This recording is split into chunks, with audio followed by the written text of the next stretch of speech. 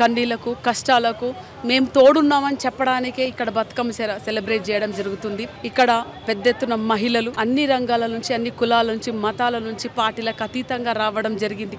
ఇక్కడ విశిష్ట ఏంటంటే గల్ఫ్ బాధితులకు సపోర్ట్ గా మనం ఇక్కడ బతుకమ్మ ఎన్నడూ లేని విధంగా గాంధీ భవన్ లో బతుకమ్మ సెలబ్రేట్ చేస్తాం. గల్ఫ్ బాధితులకు గల్ఫ్ భరోసా కమిటీ అని ఒక కమిటీని మన రాష్ట్ర ప్రభుత్వం ముఖ్యమంత్రి రేవంత్ అన్న గారు ఆధ్వర్యంలో పొన్నం ప్రభాకర్ గారి ఆధ్వర్యంలో కమిటీ ఫామ్ చేసి మనము వాళ్ళకు 170 మంది గల్ఫ్ బాధిత కుటుంబాలకు ఒక్కొక్కరికి 5 లక్షల చొప్పున ఇవ్వడం జరిగింది.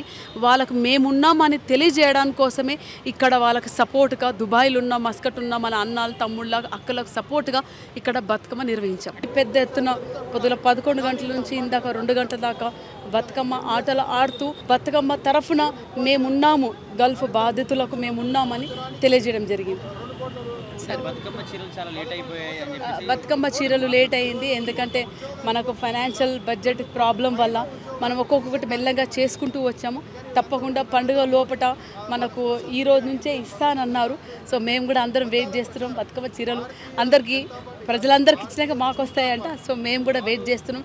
తప్పకుండా రేవంత్ అన్న మన కాంగ్రెస్ పార్టీ ఆధ్వర్యంలో మాటిస్తే తప్పకుండా నిలబెట్టుకుంటారు.